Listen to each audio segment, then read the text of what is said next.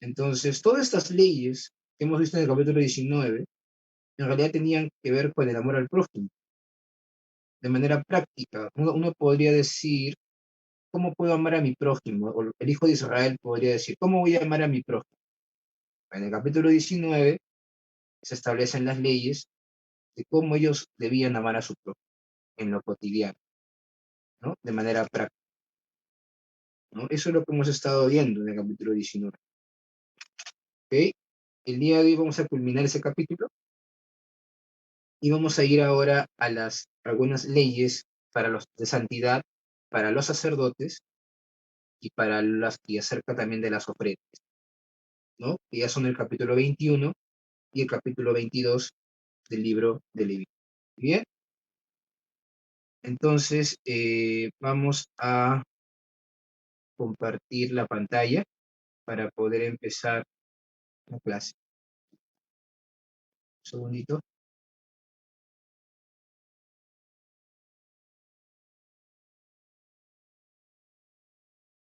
Bueno, nos quedamos la semana antepasada, porque bueno, la semana pasada no hubo clases por el Día de la Madre, en el versículo 16. Y vamos a avanzar rápido, ¿ok? Vamos a ir avanzando rápido para culminar esta parte y poder pasar, vamos a dedicarle creo, 15, 20 minutos a lo mucho a a estos últimos versículos del capítulo 19 y poder también ya empezar con el capítulo 21 y 21 y 22. Creo que no llegaremos al 22, pero por lo menos acabar el capítulo 21 y ya la próxima semana estaremos viendo el 22 y Dios mediante el 24. ¿Ok? Ya que el 23, como les mencioné, ya lo hemos tocado en Levítico capítulo, en la primera parte del curso, cuando hicimos las exposiciones acerca de las fiestas solemnes. Tal vez le voy a hacer un pequeño resumen, ya que hay aquí algunos hermanos que tal vez no han estado en la primera parte del curso, así que tal vez por ahí un pequeño cuadrito, resumen de las fiestas, y ya empezaríamos con los demás capítulos para poder avanzar con el libro. ¿Ok? Eh, Muy bien, recordemos que el libro de Levítico tiene 27 capítulos, ¿no? Así que ya estamos cerca de culminar el libro de Levítico. Muy bien.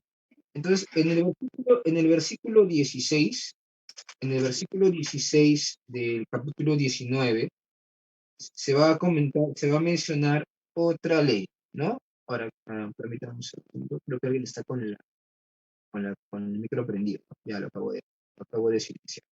Recuerden, hermanos, que tenemos que tener nuestros micros en silencio o apagados, mejor dicho, para evitar interferencia del audio, ¿no? Y pueda salir también bien la grabación, y todos podamos escuchar. ¿Ok? Muy bien.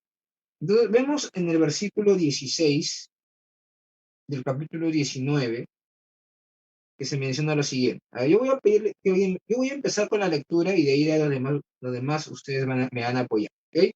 Dice así: no andarás chismeando entre tu pueblo, no atentarás contra la vida de tu prójimo, yo, Jehová. Aquí vemos, está hablando del chisme, la calumnia, ¿no? Y aquí hay un pequeño comentario, ¿no? Un calumniador, un calumniador que anda, ah, un segundo, y ahora sí. Un calumniador que anda con una y otra persona de una u otra casa contando mentiras. O sea, aquí hace referencia, ¿a quién se refería cuando hablaba del chisme, o del chismoso, del calumniador? Aquella persona que andaba de casa en casa contando mentiras acerca de su prójimo, o contando cosas que ni siquiera estaba seguro que eran verdad, ¿no? Ese era el significado en sí, pero acá se menciona un comentarista menciona, no sea cual sea su significado exacto, las consecuencias pueden ser devastadoras, incluso hasta la muerte. Esto es más serio que el simple chisme, implica el testimonio mentiroso en un caso legal también. También se habla de eso, o sea, el de repente dar un falso testimonio, de repente recordemos que en el pueblo de Israel había pena de muerte, ¿verdad?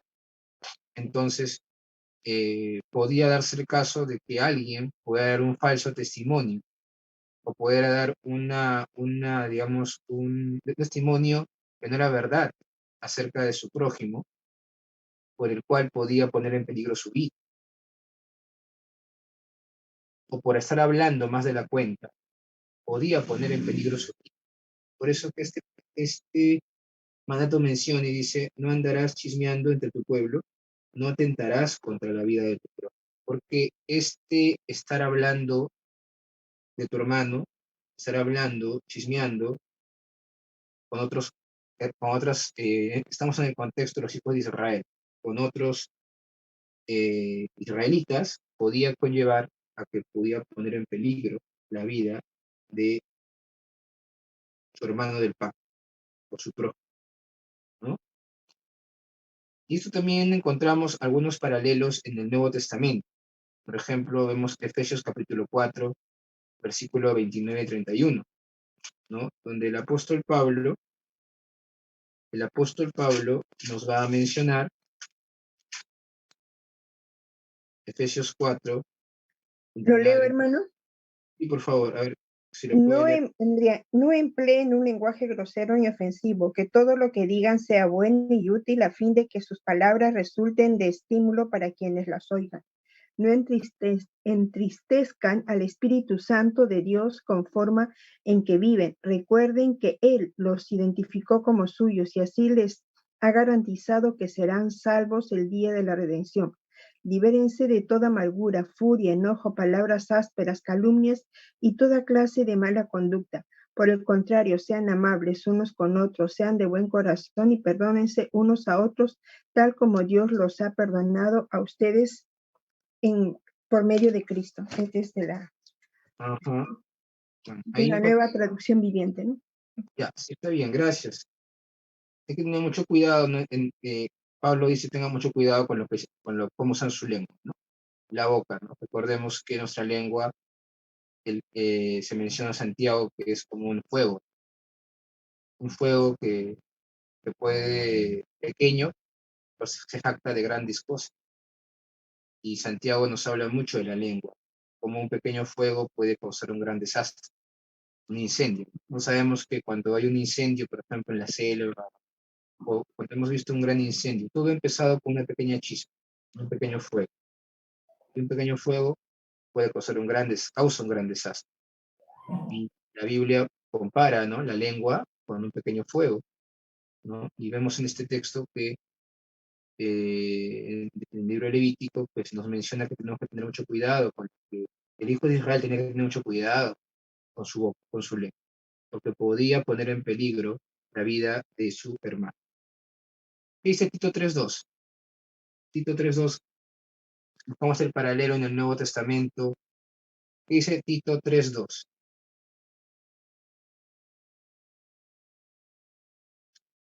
¿Alguien que me pueda apoyar con la lectura de Tito? Bien, hermano, Ajá. A ver, hermana, gracias.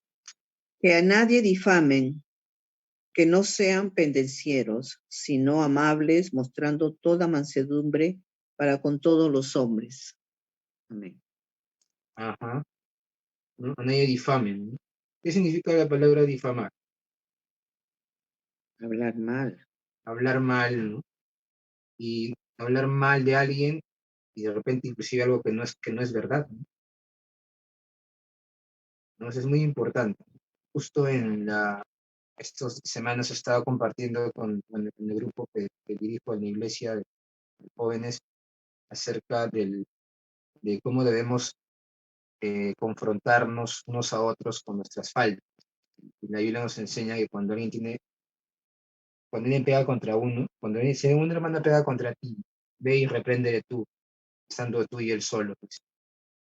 Entonces, y después habla de que debemos acercarnos con dos hermanos, y de ahí si no corrige su actitud, si no se arrepiente, ya la disciplina tiene que ser mayor, tiene que haber una disciplina. ¿Cuál es el punto aquí? El punto es que nosotros tenemos que tener mucho cuidado con lo que hablamos, con lo que decimos. Si hay algo en contra si de repente no nos parece algo, vemos alguna mala acción, actitud de algún hermano, lo que debemos hacer no es estar difamando, ni hablando más de la cuenta, ni hablando de él a espaldas de él, sino lo que debemos hacer es confrontar de manera directa, y recordemos que siempre el objetivo debe ser del arrepentimiento, de buscar el beneficio del hermano, no buscar la condenación ni el juicio, ni juicio condenatorio, sino más bien el arrepentimiento, la restauración, que el hermano se corrija, ¿no? No tenemos que tener una actitud correcta tanto para corregir a los demás como para también ser corregidos, porque todos necesitamos ser corregidos en cierta manera. Sí, hermano, diga. Ah, ¿sí? ¿Alguien quería comentar algo? Me pareció que se prendió el micro. ¿Aló? O de repente fue accidental. No, pero me pareció que querían comentar. Bueno, continuamos entonces. No andar chismeando, ¿no? Vamos a dejarlo ahí. Yo les voy a pedir que ustedes completen las aplicaciones, ¿ok? Para no extendernos tanto y podamos completar, ¿no? ¿De qué manera podemos aplicar este pasaje a nuestras vidas ahora en la iglesia? Yo creo que hay muchas maneras, ¿no? Yo les he comentado algunas ya, ¿verdad? Entonces, podemos tener mucho cuidado con qué es lo que cómo manejamos nuestra lengua, aún entre nosotros como hijos de Dios, ¿no? Para evitarnos dificultades y problemas, inclusive la murmuración, ¿no? Hay que cuidarnos de la murmuración. Muy bien. En el versículo 17 y 18 se menciona, no aborrecerás a tu hermano en tu corazón, ¿no? Razonarás con tu prójimo para que no participes de su pecado. No te vengarás, ni guardarás rencor a los hijos de tu pueblo, sino amarás a tu prójimo como a ti mismo. Yo, Jehová, a tu prójimo. En el contexto, los hijos de Israel era tu compañero del pacto, dicen algunas versiones. ¿Por qué compañero del pacto? Porque recordemos que los hijos de Israel estaban bajo un pacto con Dios, un pacto de Moisés, pacto sinaítico. Y sus hermanos, los demás israelíes eran sus hermanos del pacto, sus compañeros de su prójimo. Entonces, el mandato es no odiar ni tomar venganza a tu compañero de pacto, sino amar, ¿no? Este mismo texto lo encontramos también en el libro de Deuteronomio, en el capítulo 32, en el versículo 35. Se menciona también en el libro de Deuteronomio, en el capítulo 32, versículo 35, mía es la venganza y la retribución. A su tiempo su pie resbalará, porque el día de su aflicción será cercano, y lo que les está preparado se apresura. Encontramos ese texto que también hay un paralelo en el Nuevo Testamento. Mía es la venganza, dice el Señor. Mía es la retribución. Entonces, ¿cuál era el mandato de Dios para los hijos de Israel? Ellos no debían vengarse de su propio, debían buscar el bien, debían perdonar, no debían guardar rencor. Porque Deuteronomio dice, mía es la venganza, dice eso, ¿no? Ya. Aquí he encontrado algunos textos, ¿no? Que podemos usar como paralelo. ¿Qué nos dice Primera de Juan 4:20?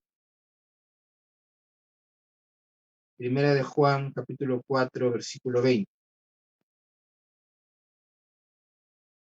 A ver, dice, si alguno dice yo amo a Dios y aborrece a su hermano, es mentiroso, pues el que no ama a su hermano a quien ha visto, ¿cómo puede amar a Dios a quien no ha visto?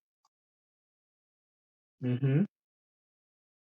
Eso es algo, ese versículo es para ponernos a examinar, ¿no? Examinarnos. Y si alguno dice yo amo a Dios y aborrece a su hermano, es mentiroso. Pues el que no ama a su hermano, a quien ha visto, ¿cómo puede amar a Dios a quien no ha visto? Y en el versículo 21 dice, ¿no? Y nosotros tenemos este mandamiento de él, el que ama a Dios, ame también a su hermano. un mandamiento tremendo, ¿no? Quien dice que ama a Dios y está enemistad y odia a su hermano, dice, es mentiroso. Entonces debemos examinar, encontramos ese paralelo. El mismo mandamiento, tanto para los hijos de Israel, también es aplicable para nosotros. La voluntad de Dios es que, como hijos de Dios, nos amemos unos a otros, ¿no? No nos guardemos rencor, nos perdonemos, no nos venguemos. Esa es la voluntad de Dios, ¿no? Dice Mateo 5:22.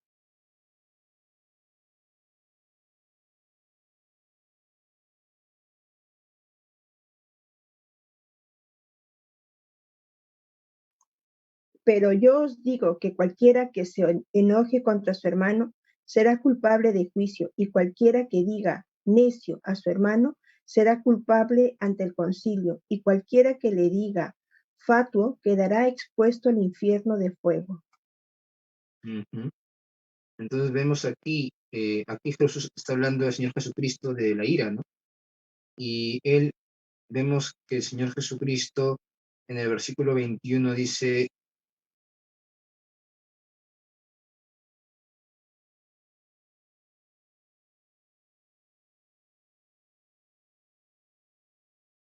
culpable de juicio, cualquiera que le diga necio será culpable ante el concilio, y cualquiera que le diga fatuo significa estúpido, quedará expuesto al infierno. ¿Por qué? Porque para el Señor, cuando nosotros en nuestro corazón guardamos resentimiento, odio, de alguna manera es como si lo estuviéramos matando en nuestro corazón al prójimo. Porque el acto de matar a alguien externo, obviamente que tiene una pena judicial, ¿no? En la mayoría de los países, y que obviamente es un pecado muy visible. El Señor Jesús dice, es un pecado, obviamente, ¿no? Matar, pero para Dios, si en tu corazón tú te enojas, guardas resentimiento, hablas mal de tu hermano, y en el contexto se entiende, no quieres cambiar, no buscas un cambio, ¿no? Te mantienes con eso en tu corazón, estás expuesto al infierno, porque Juan nos dice que quien odia a su hermano no puede amar a Dios. No, quien odia a su hermano, el amor de Dios no está en él, dice el apóstol, ¿no? Y aquí entendemos que se está refiriendo no a que nunca va a haber ningún problema, ninguna situación complicada entre familiares o entre hermanos en la fe, porque los puede haber y seguramente los hay. El punto es que no hay una actitud de arrepentimiento, no hay una actitud de querer estar en paz, de querer buscar la armonía. Pues eso sí no es agradable a los ojos de Dios, ¿no? Obviamente si nos peleamos con alguien, si tenemos alguna discusión, algo tenemos que arreglar, pues, somos llamados a la paz, a estar en paz y poder buscar estar en paz con nuestro prójimo, ¿no? Vemos esos dos versículos, ¿no? Eh, que nos ayudan a poder de repente encontrar aplicaciones para nuestras vidas. Muy bien, no sé si alguien quiere hacer alguna pregunta o algún comentario.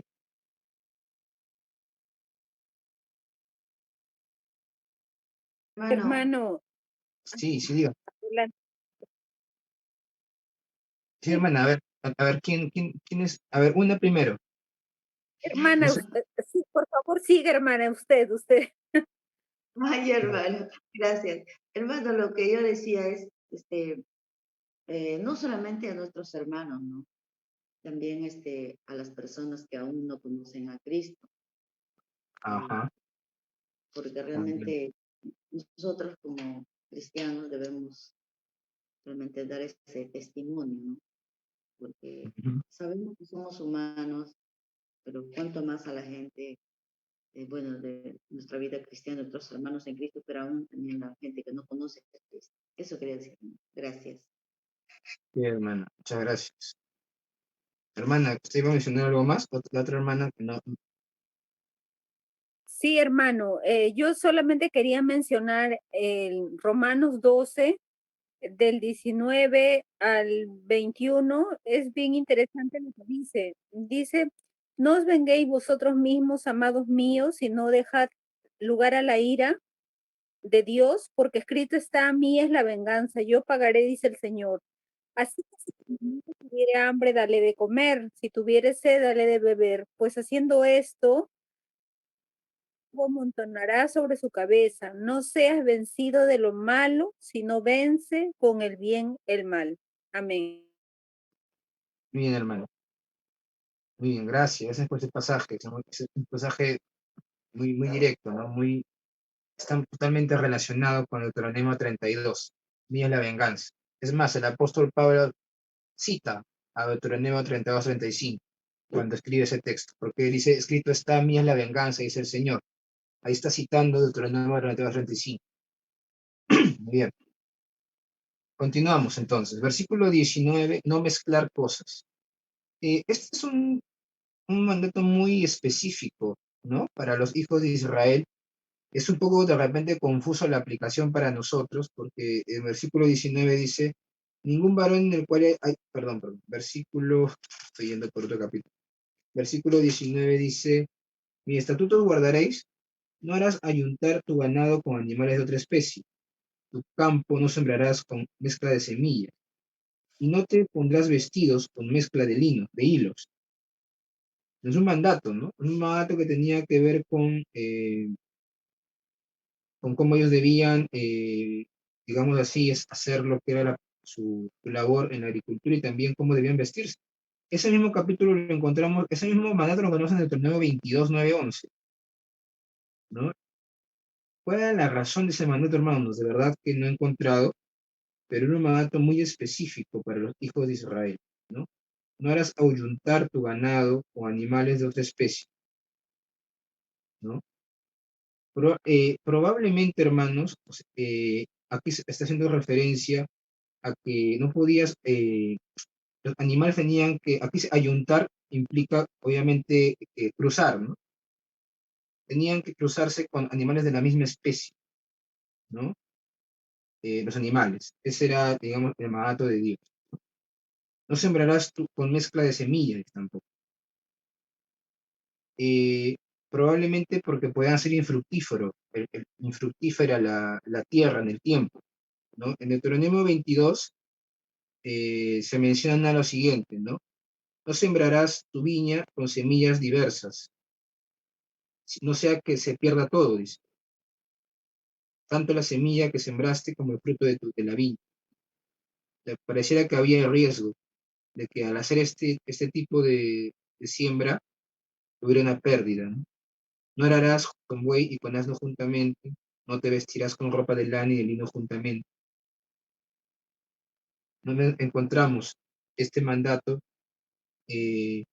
para los hijos de Israel? No mezclar cosas. No mezclar cosas es el mandato, ¿no? Para los hijos de Israel. No sé si alguien tiene algún comentario con este versículo. De repente encontró algún... Hermano, buenas noches. Sí, dígame. Disculpe, ¿cómo se puede entender esto con ahora, bueno, que los injertos? Claro, es un tema, sí. Yo también pensé en ello, ¿no? O sea, por ejemplo, no se pueden cruzar, o sea, no podrías cruzar. Sabemos que la mula es el cruce de ¿se acuerda? La mula es un animal que viene del cruce ¿se acuerda? La yegua, de la yegua con burro, Con la Claro, mula. pero ese animal ya no se reproduce ya. exactamente.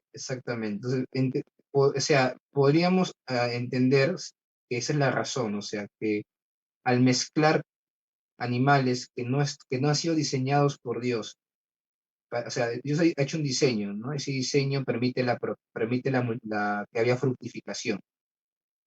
Cuando nosotros rompemos el diseño de Dios, se ve afectada la bendición de fructificación, ¿no? Dios ha creado un diseño, también hombre y mujer, ¿no?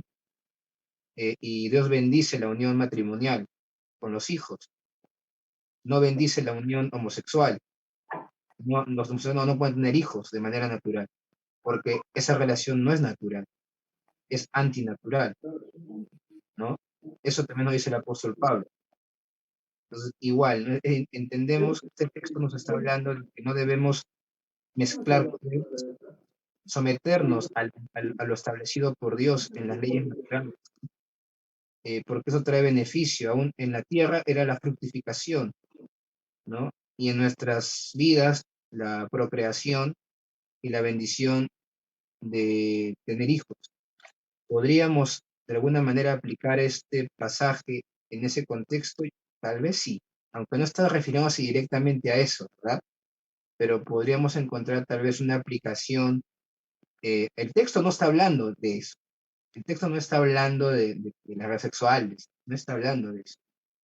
Pero el texto está hablando de que, en el caso de los animales, de no mezclar animales de diferentes especies. Probablemente porque si se hacía esto, los animales iban después y no iban a ser estériles. Y eso podría poner en peligro, de alguna manera, obviamente también ¿no? la productividad en el pueblo de Israel, ¿no? Tanto a nivel del ganado como a nivel de la siembra, ¿no? Entonces vemos ese mandato. Muy bien. Vamos a continuar, ¿ya? Porque si no, no vamos a acabar. Sí, Actividad sexual impropia con una persona esclava, ¿no? Versículo 20-22. Dice lo siguiente, ¿no? Si un hombre yaciere con una mujer que fuere sierva desposada con alguno y no estuviera rescatada, si le hubiere sido dada libertad, ambos serán azotados, no morirán, por cuanto ella no era libre. Y él traerá a Jehová a la puerta del tabernáculo de reunión un carnero como expiación por su culpa, en expiación por su culpa. Y con el carnero de la expiación lo reconciliará el sacerdote delante de Jehová por su pecado que cometió, y se le perdonará su pecado que ha cometido.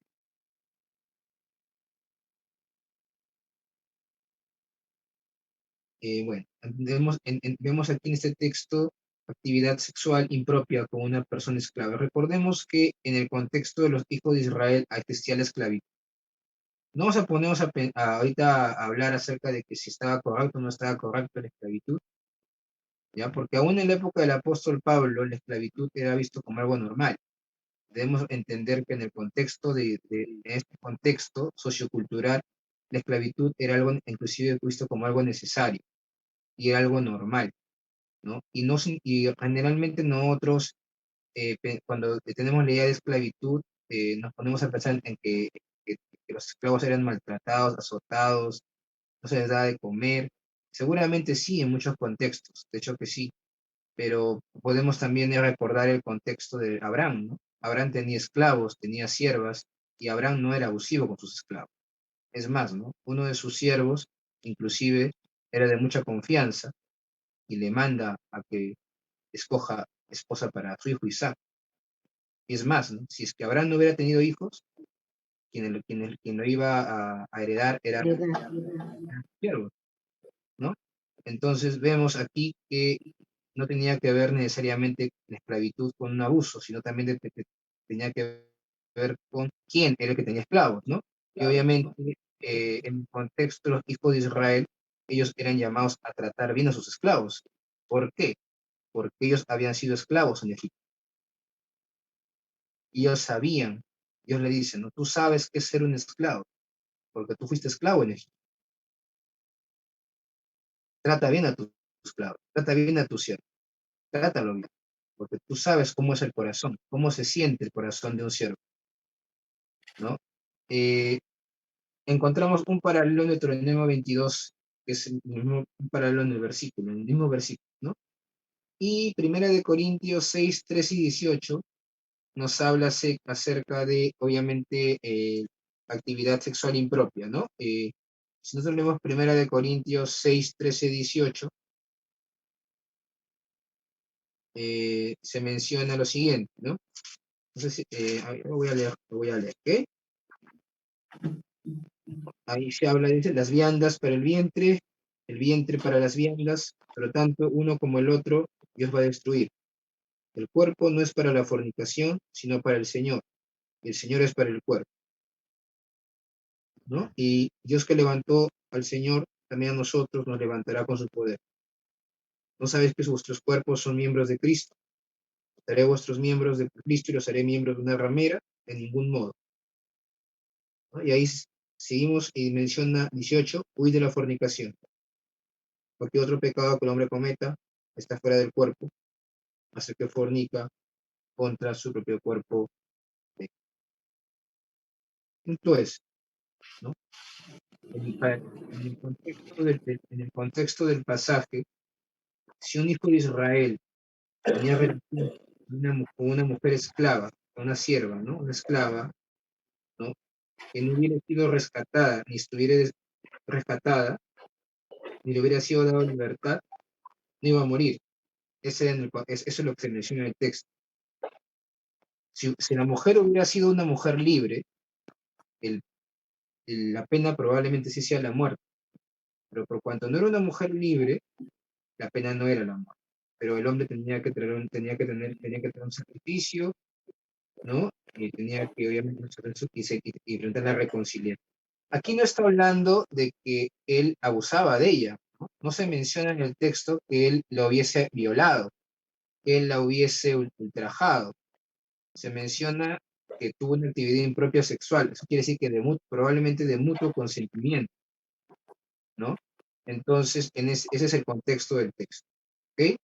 Encontramos en Primera de Corintios que hemos leído, de alguna manera, un paralelo que podríamos hacer de aplicación, que no es la voluntad de Dios, obviamente, que nosotros forniquemos, ¿no? No es la voluntad de Dios, ya que Dios ha reservado el acto sexual para dentro del matrimonio. Podríamos aplicar, en este caso, el hombre está teniendo relaciones sexuales con una sierva, ¿no? Entonces, podríamos aplicar ello a nuestro contexto, yo creo que básicamente con el tema de la fornicación. ¿Ok? No sé si alguien quiere hacer algún comentario.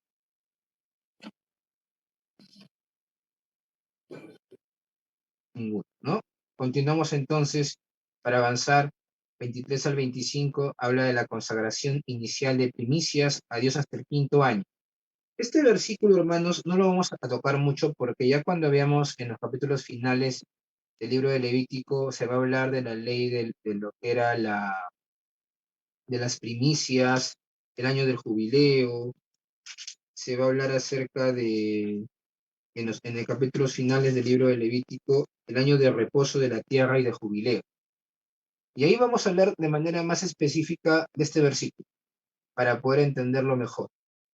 ¿Ok? Porque este versículo, es el 25, tiene que ver con el reposo de la tierra. Tiene que ver, ¿no? Con el reposo de la tierra. Entonces vamos a dejar este versículo para cuando toquemos ese capítulo al final del libro de Levítico. ¿Ok? Continuamos con el versículo 26, no comer sangre. Esto también ya lo hemos visto, ¿verdad? Ya lo hemos estado viendo en capítulos anteriores, que cuando estudiamos el Levítico capítulo, en el capítulo eh,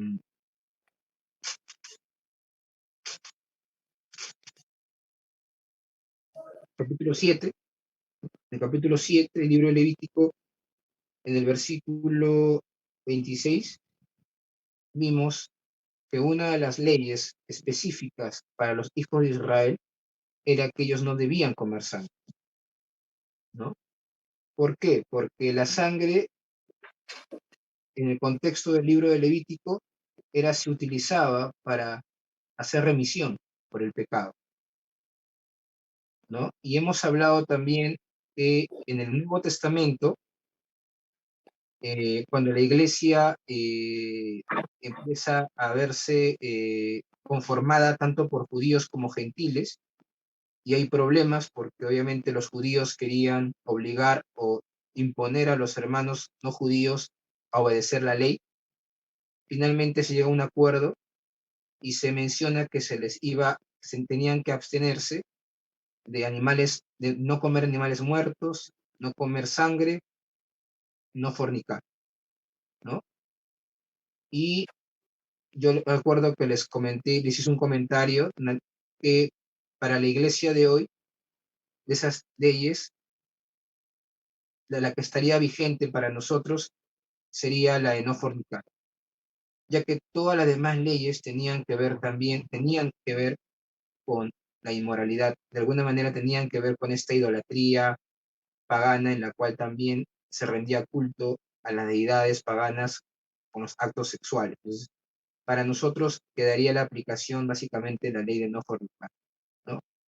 Ahora, si alguno se abstiene de no comer sangre porque lo ve mal, porque en su conciencia no es correcto, tampoco está mal, porque no es tampoco que sea una ley, o sea, si no quiere comer sangre, también es libre de no hacerlo. Pero a la luz de estos textos, el no comer sangre era una ley específica para el hijo de Israel. Eso lo hemos explicado ya en capítulos anteriores cuando hemos visto estos textos. ¿Ok? Muy bien. En el versículo 26 y 31 se menciona el no practicar la adivinación ni el espiritismo. ¿Ok? No practicar la adivinación ni el espiritismo, ¿no? Era una prohibición para los hijos de Israel, ¿no? Ahí se menciona, ¿no? No seres agoreros, en la segunda parte, ni adivinos. Y el versículo 31 dice, no os volváis a los encantadores, ni a los adivinos, no los consultéis, contaminándoos con ellos. Yo Jehová vuestro Dios. Entonces, obviamente, era una ley para el pueblo de Israel y también para nosotros el no practicar la adivinación, consultar las cartas, el horóscopo. Aquí podríamos ver un montón de cosas, ¿no? El horóscopo, las cartas, tantas prácticas que de repente antes muchos de nosotros consultábamos, ¿no? Por ahí, ¿no? Cuando no conocemos al Señor. Y obviamente a los ojos de Dios eso no es agradable. Eso lo encontramos tanto para el pueblo de Israel como para los hijos, como para la iglesia, ¿no? No sé si hay algún versículo que ustedes hayan encontrado, de hecho que debe haber, ¿no? Para el Nuevo Testamento, respecto Sí, al no hermano, practicar la adivinación. A ver, ¿cuál hermano? encontré, encontré en Hechos 13, del 6 al 8, habla sobre Simón el hechicero, el Bar 13. Jesús. Ajá, Hechos 13, del 6 al 8 habla sobre Simón el hechicero, el Bar Jesús que se opuso al apóstol Pablo. ¿Ya? Y también en Hechos 19 de la mujer esclava que tenía el espíritu de adivinación, que empezó a decir que Pablo eran como que eran los ungidos de Dios o eran algo así, o sea que decía que ellos venían o encargados del Dios verdadero, ¿no? Entonces, como iba detrás de ellos anunciando eso, Pablo se enoja y la manda a callar y entonces ella pierde ese espíritu de adivinación. Eso es en Hechos 19 y también hay en Apocalipsis 21:8. Muy bien, hermana. Gracias. Muy bien. ¿No? Entendemos, hermanos, creo que la mayoría entendemos que obviamente para la iglesia tampoco está vigente la práctica de estas prácticas, ¿no? Ni la adivinación, ni el espiritismo, ni ningún tipo de práctica que tenga que ver con el ocultismo, las religiones orientales, etcétera, etcétera, etcétera, ¿no? Ya que eso es no poner la confianza en Dios, sino en otras cosas que no son Dios. Y aún, obviamente, contaminarnos y dar puertas, abrir puertas para el maligno, para, los demonios, abrir puertas. Entonces, entendemos que esto no es permitido por Dios tampoco para nosotros.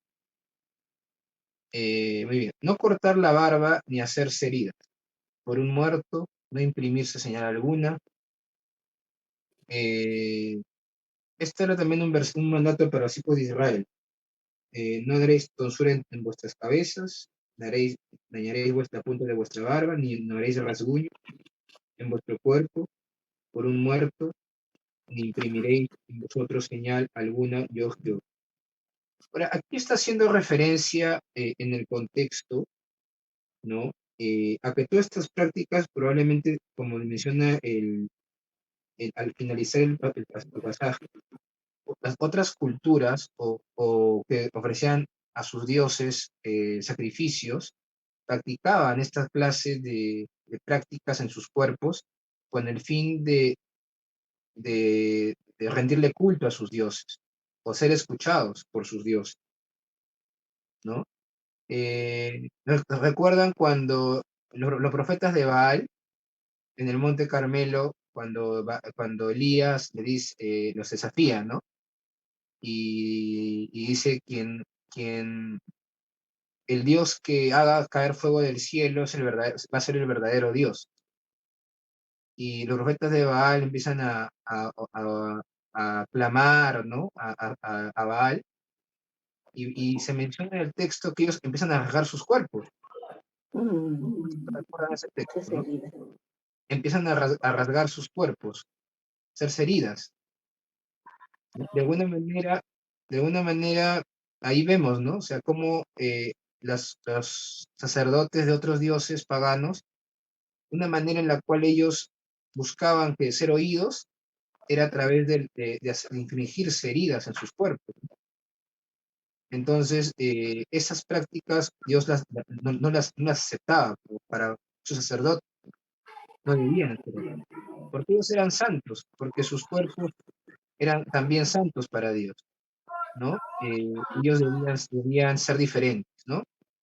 A ver, hay un micro prendido, creo. No sé quién tiene el micro prendido. Ya lo apagué. Entonces, ahí de repente me va a decir, ¿no? Acerca de los tatuajes, ¿no? Porque ahí este versículo habla de no imprimirse ninguna señal, ¿no? Y eso lo podemos de repente hacer el paralelo con los tatuajes, ¿no? ¿Será la voluntad de Dios que sus hijos se hagan tatuajes en el cuerpo? Bueno, eso es todo un tema. Yo creo que no. Obviamente, si yo vengo a Cristo con tatuajes, bueno, no se pueden quitar muchos de ellos, ¿no? Ya son cosas que quedan de manera perenne en el cuerpo. Pero otra cosa es que yo sea cristiano y siendo cristiano me tatúe, ¿no? Es un tema controversial, pero creo que en virtud de que nuestros cuerpos son para el Señor, no creo que sea algo que sea agradable a su cuerpo. Es mi punto de vista. Muy bien. No sé si alguien quiere hacer algún comentario. ¿Algún comentario? Hermano, yo quería hacer un comentario del punto 13 de, a ver, es no mezclar las cosas, ¿no? Que usted explicó. Yo Ujú. más o menos estuve averiguando y lo que, lo que yo llegué a la conclusión, que no sé si estará bien o estará mal, pero bueno, yo llegué a esa conclusión, ¿no? Para mí, bueno, esto ya no tiene vigencia, sin embargo, debemos tener en cuenta los principios de estos mandatos, ¿no? Por ejemplo, para mí se usaría más en el Nuevo Testamento en el plano espiritual, como que, por ejemplo, que un creyente se case con un incrédulo, es mezclar dos modos de vida que trae confusión, dificultades y problemas, ¿no? O también por ejemplo, en Santiago, donde habla sobre el agua dulce y el agua salada que sale de un mismo agujero, ¿no? O en Apocalipsis dice, o eres frío o eres caliente, y si eres tibio te vomitaré de mi boca, ¿no? Entonces, aquí, por ejemplo, está hablando más está hablando más de su condición espiritual, ¿no? Entonces, más o menos yo pienso que podría asociarse a eso, ¿no? El hecho de que por ejemplo, en Apocalipsis se condenara que la iglesia no fuera firme, ¿no? O sea, que andaba a medias, un pie en la iglesia y un pie en el mundo. Y Ujú. también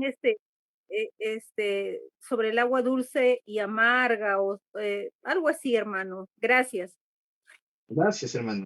Sí, yo creo que podríamos hacer alguna aplicación con esos textos de no unáis en yugo desigual, ¿no? No mezclar dos cosas. Yugo desigual es la unión de dos vidas totalmente diferentes, una que está en Cristo, una que está sin Cristo. ¿no? Luz y tinieblas, ¿no? No mezclar, no se puede mezclar.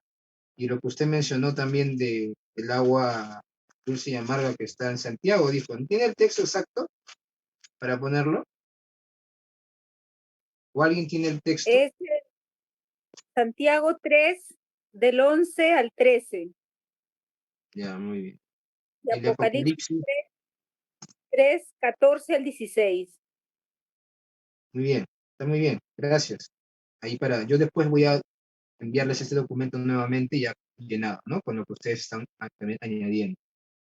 Muy bien, entonces aquí hemos hablado acerca de versículo 7:28, ¿no? Hemos puesto el contexto un poco de cuál podría haber sido la razón por la cual Dios prohibía estas cosas, ¿no? Y podríamos encontrar la aplicación de que obviamente nuestros cuerpos le pertenecen al Señor, ¿no? Y hay un pasaje en primera, cuando hablas en segunda de Corintios también, que nuestros cuerpos son santos, ¿no?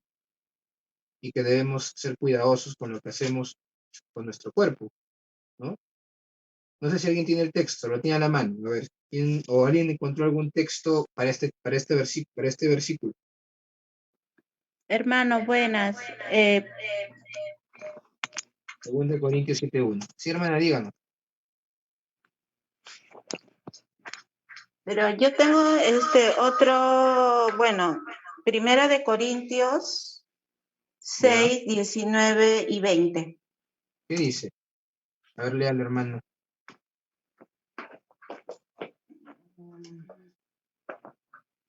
La palabra de Dios dice, ¿o ignoráis que vuestro cuerpo es templo del Espíritu Santo, el cual está en vosotros, el cual tenéis de Dios y que no sois vuestros?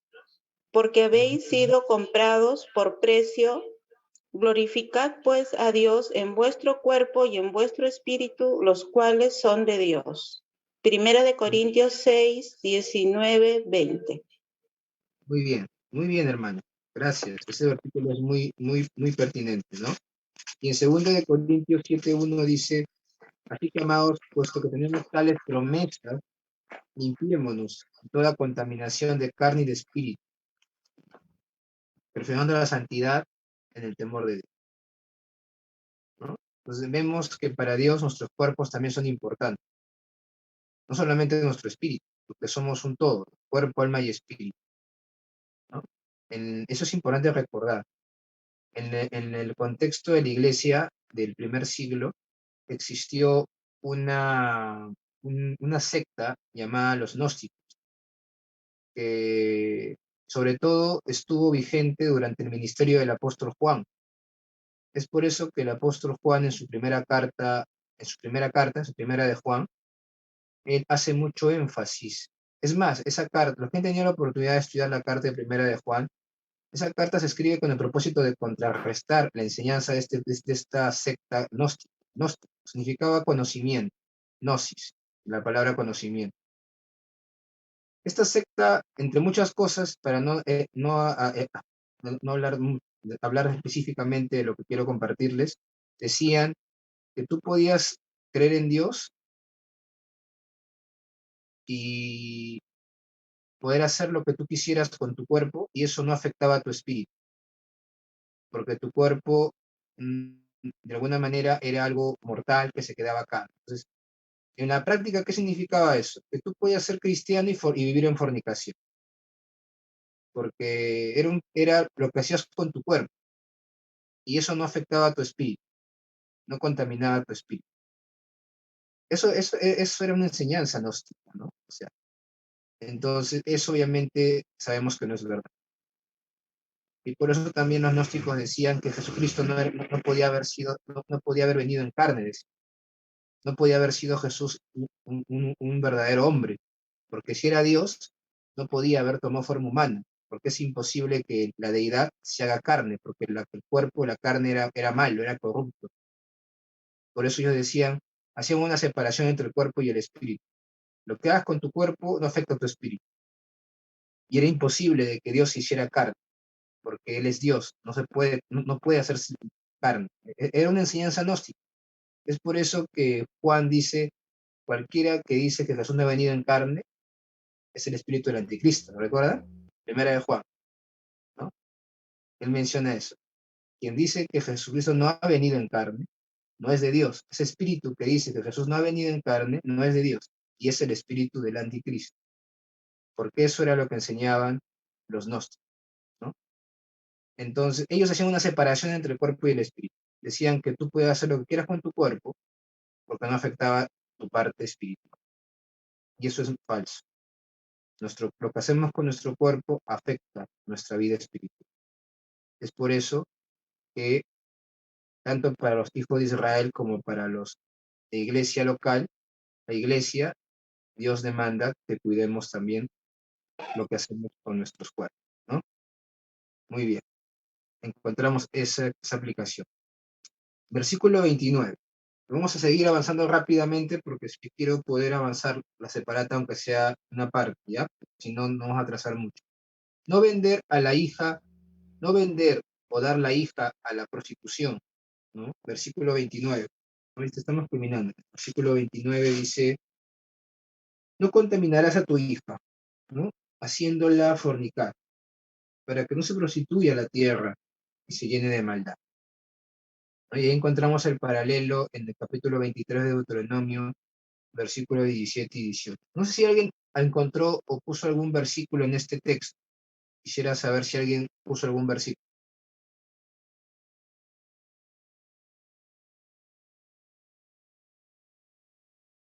¿Mm? ¿Alguien encontró algún pasaje con respecto a este texto?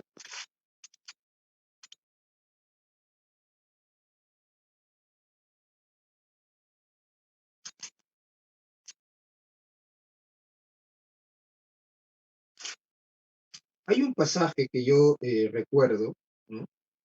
Que tiene que ver con cuando el apóstol Pablo da instrucciones a la iglesia de los Corintios, y si alguien lo encuentra me dice, en el cual él está hablando acerca de en qué casos era adulterio, o sea, cuando, o sea, mejor dicho, ¿no? Está dando instrucciones de cómo debían comportarse las casadas, los solteros y aún las vírgenes, ¿no? Y él menciona en uno de sus versículos que aquellas que son vírgenes, ¿no? Tenían que seguir ciertas instrucciones y aún los padres de esas vírgenes no tenían que avergonzarse, ¿no? De tener a sus hijas vírgenes. Entonces, si alguien recuerda ese texto de Corintio.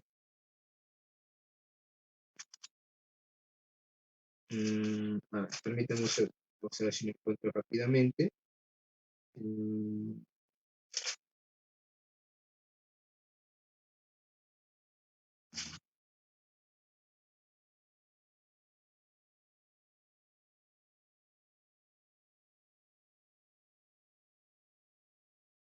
Aquí está. Primera de Corintios, capítulo 8. Primera de Corintios, capítulo 8, versículo 36 al 39, 38. Dice, pero si alguno piensa que es impropio para su hija virgen que pase ya de edad, y es necesario que así sea, haga lo que quiera, no peque, que se case. Pero el que está firme en su corazón, sin tener necesidad, sino que es dueño de su propia voluntad, y ha resuelto en su corazón guardar a su hija virgen, bien hace. De manera que el que la da en casamiento hace bien, y el que no la da en casamiento hace mejor, ¿no? Hace mejor. No vamos a hablar mucho de este texto porque esto ahí está también en un contexto, ¿no? Pero en el texto del Levítico menciona no contaminarás a tu hija. ¿De qué manera el hijo de Israel podía contaminar a su hija? Podía contaminar, ¿no? Haciéndola fornicar.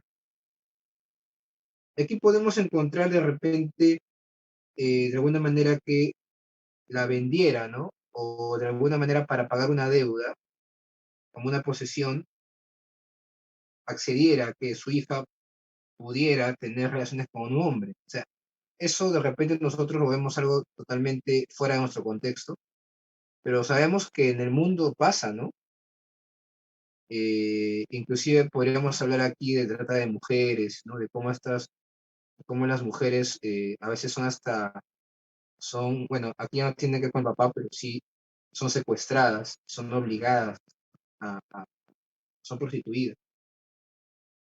Pero aún podemos, creo que es algo que se ha dado y que hasta creo que se puede actualmente dar de manera vigente en el mundo, ¿no? Este tipo de situaciones, ¿no? De hombres que inclusive no les importa a sus hijas y con tal de no pagar una deuda, pueden exponerlas a diversas situaciones de peligro, ¿no? Entonces, esto era un mandato para los hijos de Israel, ¿no?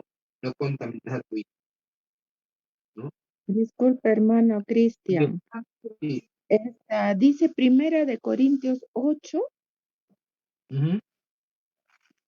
no coincide. Primera de Corintios 8, no hay versículo 36. Perdón. 1 Corintios 7. Ah, ya.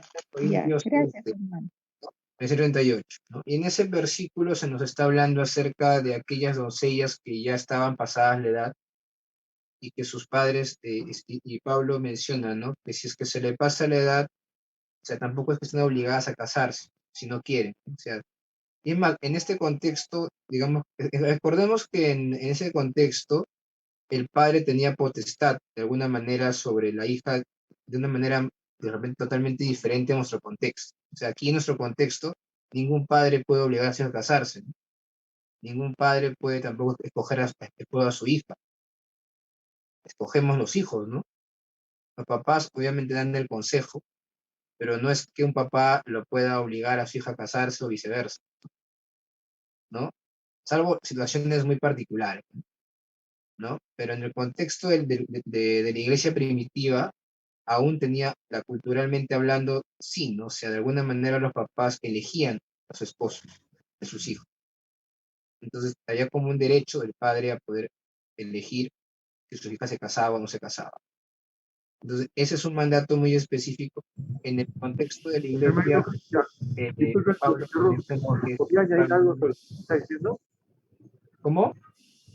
¿Podría añadir algo sobre lo que usted está diciendo? ¿Y podría opinar Sí, algo? sí, diga. De repente, como estoy viajando en bus,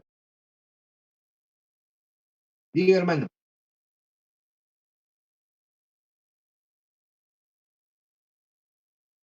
Aló.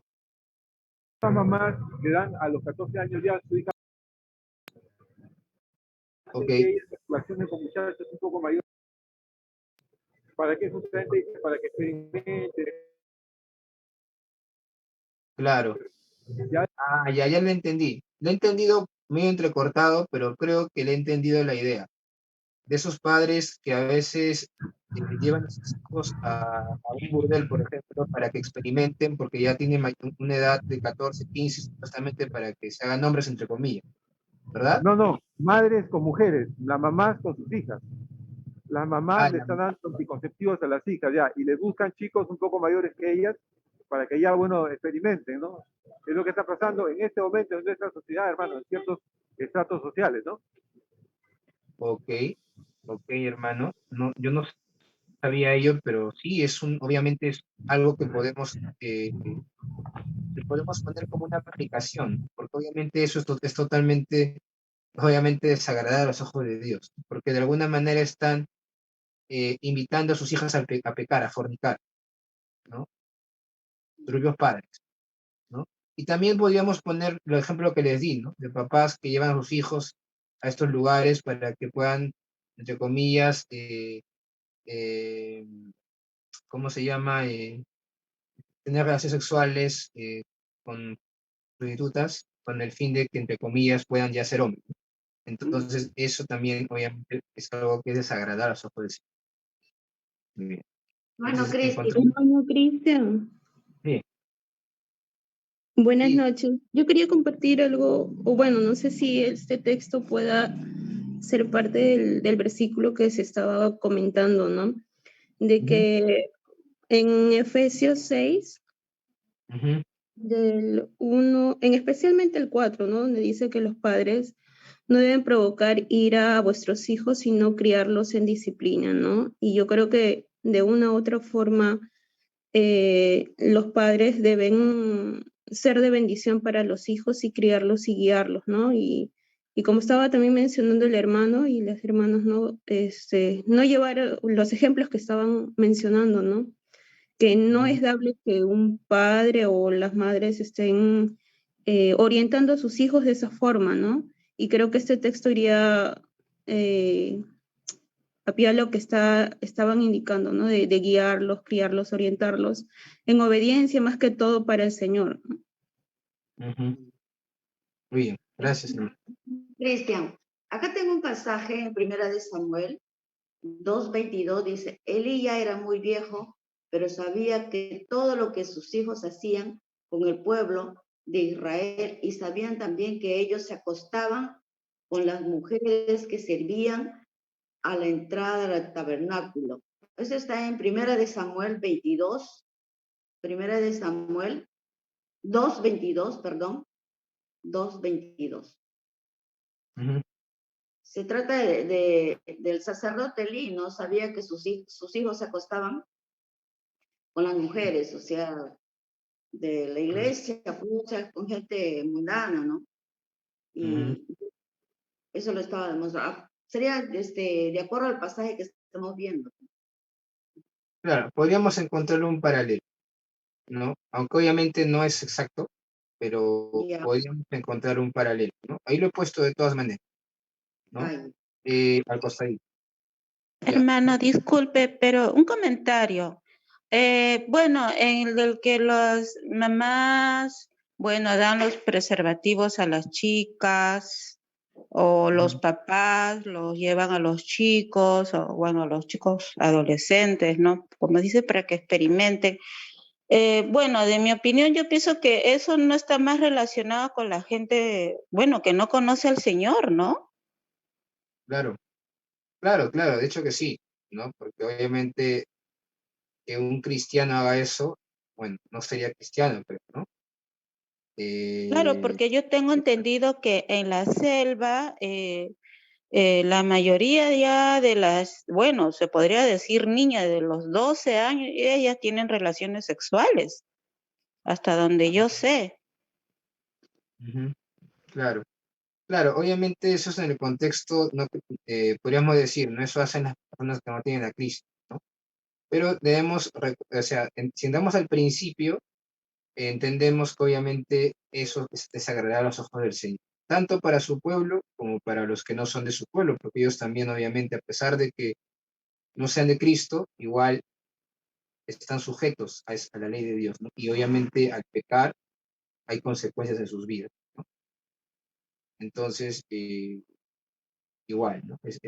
Obviamente es desagradable tanto en la vida del creyente como en la vida del no creyente, este tipo de actos, ¿no? Muy bien. Reverencia por el santuario de Jehová. En el versículo 30 se menciona, mi día de reposo guardaréis y mi santuario tendréis en reverencia. No vamos a hablar del día de reposo porque eso ya lo hemos visto anteriormente. Pero en esta segunda parte habla acerca de mi santuario tendréis en reverencia yo Jehová. Reverencia por el santuario de Jehová. ¿Cuál era el santuario? El santuario entendemos en el antiguo, en este contexto, era el tabernáculo. El tabernáculo también se llamaba el santuario, ya que ahí estaba la presencia de Dios, ¿no?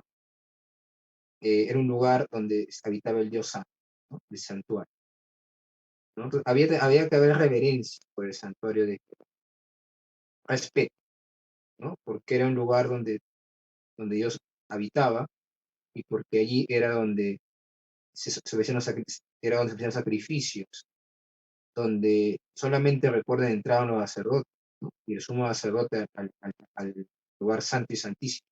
Era un lugar diferente, especial, santo. Tenía que haber un respeto hacia ese lugar, una reverencia, ¿no? Tanto para poder acercarse a ese sacrificio, ¿no? O aún en el hecho del momento en el cual se estaba realizando todo lo que era el culto, ¿no? ¿Qué pasaje podemos encontrar en el Nuevo Testamento, hermanos? A ver. ¿Alguien ha encontrado algún pasaje? Ahora, entendemos que nosotros ya no tenemos, ¿cuál vendría a ser el santuario de Dios ahora? ¿No? Para nosotros, en el Nuevo Testamento. La iglesia, el templo. La iglesia. ¿Pero el templo es el lugar donde habita el Espíritu de Dios? ¿O cuál es la verdadera iglesia?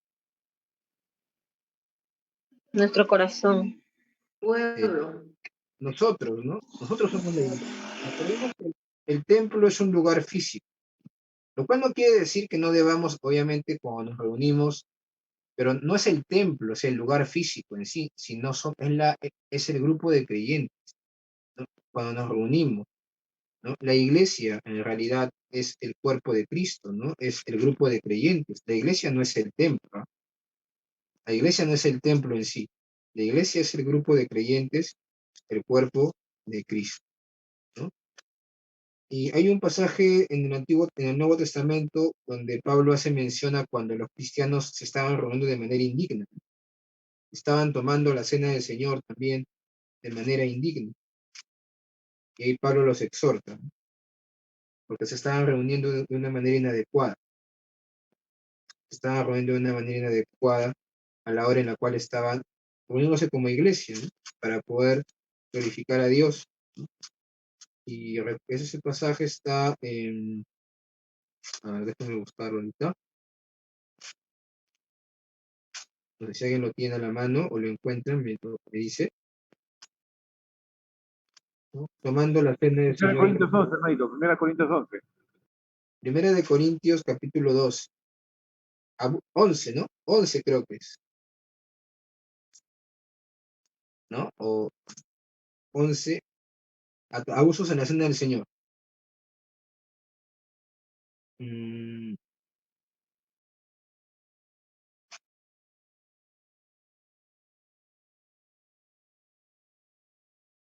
ujú. Hermano Cristian, disculpe, en Primera de Corintios 6:19 habla también de, ¿no sabéis que vuestro cuerpo es templo del Espíritu Santo, Ya, que claro, habéis recibido de Dios y que habita en vosotros, ya que no sois los dueños de vosotros mismos? ujú. Claro, ahí se menciona que ahora el templo del Señor somos nosotros, nuestras vidas, ¿no? Nuestros cuerpos. Cada uno es templo del Espíritu Santo, pero también como iglesia somos el cuerpo de Cristo, ¿no? La iglesia de Dios, ¿no? Y ahí en el versículo, capítulo 11, en el versículo 20 al 22, dice lo siguiente, ¿no? Cuando pues os reunís vosotros, esto no es comer la cena del Señor, porque al comer cada uno se adelanta a tomar su propia cena, y uno tiene hambre y otro se embriaga. Pues que no tenéis casas en que comáis y bebáis, o menospreciáis la iglesia de Dios, y avergonzáis a los que no tienen nada. ¿Qué os diré? Os alabaré, en esto no os alabo. Ahí está el apóstol Pablo. No había un sentido de reverencia cuando se estaban juntando a congregar y aún a tomar la cena. Recordemos que la iglesia primitiva no había templo, o sea, no había templo cristiano, se reunían en las casas. Ahora nosotros sí, ¿no? Nos reunimos en un templo, nuestro templo en INSE, ¿no? Porque está en otra sede, también tienen un lugar físico donde se reúnen para poder tomar la cena, para poder adorar al Señor, para poder escuchar la palabra, ¿no? Y ahí podemos entender que también debemos, cuando nos acercamos juntos a orar a Dios, debemos ser temerosos, respetuosos, reverentes. Muy bien. Eh, Vamos a dejarlo ahí. Yo sé que de repente hay comentarios, pero lo voy a pedir, vamos a dejarlo ahí para poder avanzar. ¿Ok? Reverencia por el santuario de Jehová. Honrar a los mayores. Versículo 32. Se menciona, delante de las canas te levantarás y honrarás el rostro del anciano, y de tu Dios tendrás temor. Yo, Jehová. Actualmente vivimos en una sociedad totalmente irrespetuosa, ¿no? Ya no se respeta a nadie, ¿no? Vemos en las noticias, ¿no? Que ya da igual, ¿no? Pueden robar a niños, ancianos, golpear, no hay nada, o sea, ya no hay ninguna consideración, ¿no? Y vemos en este texto específicamente que en Levíticos dice, delante de las canas te levantarás y honrarás el rostro del anciano. ¿Qué dice Primera de Timoteo 5:1? Primera de Timoteo 5:1. El apóstol Pablo, en su primera carta a Timoteo, menciona en el versículo 1, no reprendas al anciano, sino exhórtale como un padre, a los demás jóvenes como hermanos, y a las ancianas como madres, ¿no? Aquí habla de un respeto, de una consideración al hombre mayor y a la mujer mayor. Pablo le dice a Timoteo cómo debe ser él era el pastor de la iglesia, ¿no? Pero Pablo le dice, ten mucho cuidado, ¿no? A la hora que le hablas a una persona mayor. Si le vas a aconsejar o reprender, tienes que hacerlo como si fuera tu padre o como si fuera tu madre, con mucho respeto, ¿no? Porque eres una mayor. Así le está diciendo el apóstol Pablo a Timoteo. Era el pastor de la iglesia. Era el pastor de la iglesia, pero tenía que tener mucho cuidado al momento de cómo se dirigía a una persona que era mayor que él, ¿no? Y vemos ese mismo texto en el versículo 32 del libro de Levítico, obviamente aplicado ya al trato con las personas mayores para todo el pueblo de Dios, ¿no? No sé si alguien tiene algún comentario o algún versículo más que quiera añadir aquí, que haya encontrado. Tito 2:2. Los ancianos deben ser sobrios, dignos, prudentes, sanos en la fe, en el amor, en la perseverancia. Los ancianos, hermanos, los ancianos de edad o los ancianos de la, los Sí, bueno, ancianos del, bueno, en ese texto no sería tan aplicable, hermana, porque es un texto que se está refiriendo a los ancianos como, el cargo que tenían en la iglesia. Recordemos que en la iglesia habían ancianos que eran paralelo a los pastores también. Algunos mencionan que es un paralelo, ¿no? Los líderes de la iglesia, los ancianos. Entonces ahí más está hablando de cuáles debían ser las características de estos hombres, pero no tanto por la edad, sino por la responsabilidad que tenían en la iglesia. Pero igual, gracias por el texto, ¿no? Pero no es aplicable en este texto. Muy bien, entonces el pasaje es bien, creo que es entendible, ¿no? La voluntad de Dios es para su pueblo, tanto en el Antiguo como en el Nuevo Testamento, implicaba que debe haber un respeto, una honra hacia las personas mayores, independientemente si eran los familiares o no, ¿no? Y podemos ahí encontrar aplicación, desde cuando vamos en un bus y nos levantamos del lugar, ¿no? Los jóvenes para acordar el asiento, alguien mayor, ¿no? Entonces podemos tener varias aplicaciones de cómo podemos honrar a una persona. Muy bien. Versículo 34. Tratar bien al extranjero o al forastero, ¿no? Ahí se menciona, cuando el extranjero morare con vosotros en vuestra tierra, no lo oprimiréis, con un natural de vosotros traeréis al extranjero que mora entre vosotros y lo amarás como a ti mismo, porque extranjeros fuisteis en la tierra de Egipto. Yo Jehová vuestro Dios. Dios, para los hijos de Israel, tanto en su trato con el extranjero como con el esclavo, es bien parecido. O sea, debían tratar bien, así como debían tratar bien al esclavo, debían tratar bien al extranjero. ¿Por qué? Porque Dios les dice, tú fuiste esclavo, tú fuiste extranjero en Egipto, debes tratarlo. No debes tratar como trataron a ti, ¿no? En Egipto, ¿no? Es más, no solamente tratarlo bien, ¿no? Miren lo que dice, ¿no? Dice, lo amarás como a ti mismo. Tan demanda, ¿no? Porque extranjero fuisteis en la tierra de Egipto. Yo Jehová vuestro Dios. Vemos aquí cómo Dios demanda para su pueblo una conducta totalmente diferente a la de las naciones paganas, a las naciones que vivían en ese tiempo, ¿no? Ellos debían reflejar el carácter de amor, de misericordia, de compasión, de bondad con su prójimo, independientemente fueran israelitas o no, aún con los que no eran israelitas. Y ahí podemos hacer un paralelo para nosotros, que debemos hacer lo mismo no solamente con los creyentes, sino también aún con los que no son creyentes, ¿no? No sé si alguien aquí ha puesto aquí algún pasaje con respecto a este verso.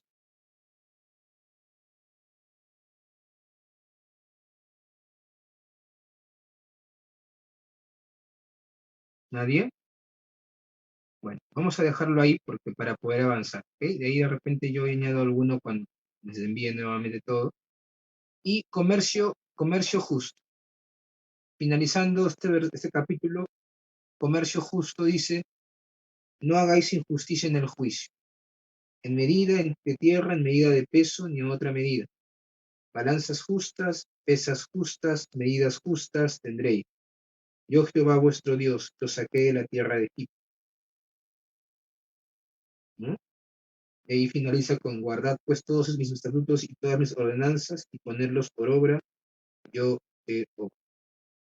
Aquí nos habla del comercio justo, ¿no? Los hijos de Israel debían conducirse en sus negocios de manera justa, no estafando a las personas, no queriendo buscar un beneficio ya sea a nivel de un terreno o de alguna compra o venta, haciendo uso de la mentira, la estafa, el engaño, ¿no? Tenían que ser justos en sus asuntos de trabajo y comerciales, aún podríamos aplicarlo en sus impuestos, ¿no? Cómo se conducían delante de los hombres, ¿no?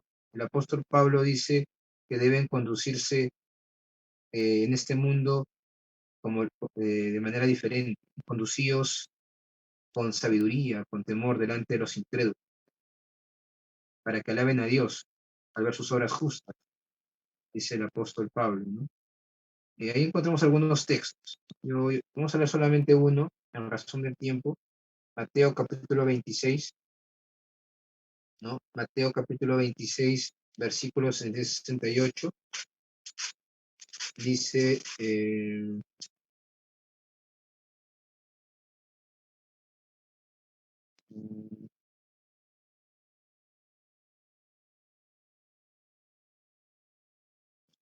¿sí?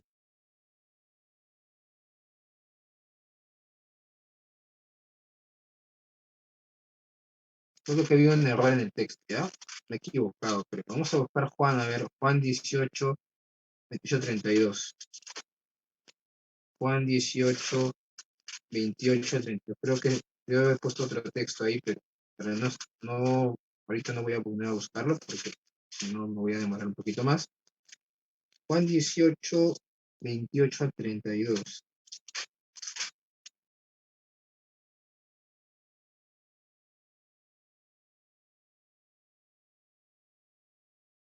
Ay, ok.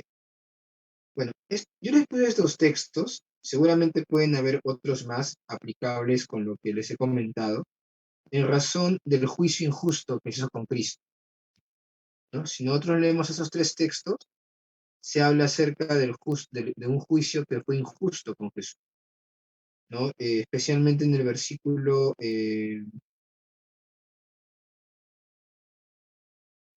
29, ¿no? Salió Pilato a ellos y les dijo, ¿qué acusación traéis contra este hombre? Respondiendo, y le dijeron, si este no fuera malhechor, no te lo habríamos entregado. Entonces le dijo Pilato, tomadle vosotros y juzgadle, según vuestra ley. Y los judíos le dijeron, a nosotros no nos está permitido dar muerte a nadie, para que se cumpliese la palabra de que Jesús había dicho, dando a entender de qué muerte iba a morir, ¿no? El texto que hemos encontrado en Levítico habla acerca de balanzas justas, pesas justas, medidas justas tendréis. Podríamos hablar también de juicios, por eso lo puse, ¿ya? En un juicio justo. Tenían que conducirse de manera justa, ¿no? Yo puse estos versículos porque para de una manera poder compartir un poco acerca de cómo el juicio de Jesús fue totalmente injusto, como cuando él fue juzgado no de acuerdo ni siquiera a la ley que había en ese tiempo para tratar a un criminal. Jesús no lo era, pero ni aún un criminal podía ser condenado tal como Jesús fue condenado, porque no fue de acuerdo a las leyes establecidas, ni aún dentro de las leyes judías en esa época, ¿no? Pero hay otros versículos. No sé si alguien ha encontrado algún otro pasaje para este texto, acerca de comercio justo. Sí. Hermano, yo he encontrado, pero no está directamente relacionado ya, pero en Colosenses 3, 23 y 24 dice, y todo lo que hagáis, hacedlo de corazón, como para el Señor. O sea, tu trabajo tiene que ser como para el Señor y no para los hombres. Ujú, Que del Señor recibiréis la recompensa de la herencia, porque es a Cristo el Señor servís. Porque a Cristo el Señor servís. ujú, ujú. Gracias, hermano. Gracias. ¿No? Hermano Cristian, Sí. con respecto al tratar bien al extranjero, hay un texto en Tercera de Juan, el versículo 5, donde dice, amado, fielmente te conduces cuando prestas algún servicio a los hermanos, especialmente a los desconocidos, como que hable también de las personas extranjeros, a los forasteros. Ujú. Gracias. Muy bien, gracias. Sí, podríamos encontrar también ese paralelo, ¿no? Porque Tercera de Juan, inclusive, creo que Tercera de Juan habla del trato de que tenía, ¿recuerdan? Hay una, Filemón también podríamos poner. ¿Recuerdan este trato de Pablo de Onésimo, con Filemón? Cómo había un trato, a pesar de que Onésimo había sido obviamente un siervo, cómo Pablo demanda a Filemón que lo trate adecuadamente porque se ha convertido al Señor, ¿verdad? Y ahí mencionamos en Filemón, Filemón, versículo 9 hasta el versículo 13, 14, perdón, ¿no? Hermano Cristian, es Tercera de Juan 1:5. Ah, ya, Tercera de Juan 1. Y lo que le estoy diciendo yo es Filemón, versículo más específico, versículo 15, si desean, hasta el versículo 17, ¿no? Dice Filemón 15, 17, Hermano, sí. hermano, ahí en Lucas 6:38 que está interesante, dice, dad y se os dará medida buena, apretada, remecida y rebosando, darán en vuestro regazo, porque con la misma que medís, os volverán a medir. Ujú. Muy bien, gracias. Para el comercio justo, Lucas 6:38. Perdón, Comercio hermano. justo, Amós sí. también 8:5 dice, diciendo, cuando pasare el mes y venderemos el trigo y la semana, y abriremos los graneros del pan y achicaremos la medida y subiremos el precio y falsearemos con engaño la balanza. En Amós 8:5. Y en cuanto a los extranjeros, Hebreos 13:2, no se olviden de ser amables con los que llegan a su casa, pues de esa manera, sin saberlo, algunos hospedaron ángeles. Muy bien, hermano. Muy bien, gracias. Ya ahí lo he notado, ¿ya? Muy bien, muy bien. Estamos encontrando buenos pasajes para estos textos. Todo lo he notado. Muy bien, hermanos. Estaríamos culminando ya este capítulo y creo que no vamos a poder pasar a a otra clase porque ya son las 9 de la noche. Pero bueno, hemos acabado el capítulo. Hemos acabado el capítulo. La próxima semana estaríamos empezando la separata número 5 en realidad, que está por aquí, donde vamos a hablar del capítulo 21 y 22, santidad de los sacerdotes y santidad de las ofrendas. ¿Ok? Y ya ese es capítulo 21 y 22. ¿Ok? Ya estaríamos ahí ya avanzando para poder ya acercarnos al final del curso. Nos quedan 3 clases probablemente. Ahora, yo quisiera comentar, antes de irnos, tomar asistencia, no se vayan todavía, por favor, pero te quería preguntarles algo. La próxima semana, el próximo domingo, para mí va a ser no voy a poder estar en clases porque hay bautismo y se me va a complicar por la hora.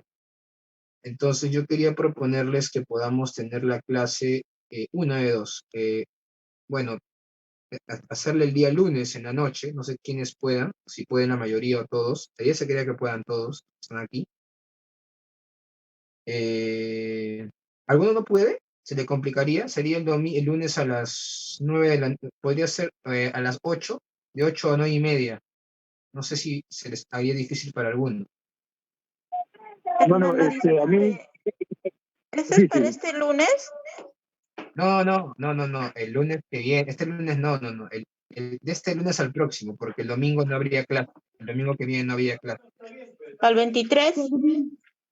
Claro, sería, o sea, Podría hay ser, dos opciones, ¿no? La primera opción hermano es que Cristian, podamos tener la podría clase ser, el domingo, el lunes 23, o en todo caso correr un domingo, ¿no? Y bueno, no haber clase el 22 y seguir el 29, correr un Mejor el domingo. lunes. ¿Corremos un domingo? sí, hermano, mejor el domingo porque el lunes, bueno, Nos en mi caso yo complica. tengo clases los lunes de Ah, adornar. Sí, ya está bien. Sí, ha Entonces, pasado que sería mejor el día lunes, el día domingo, el 29.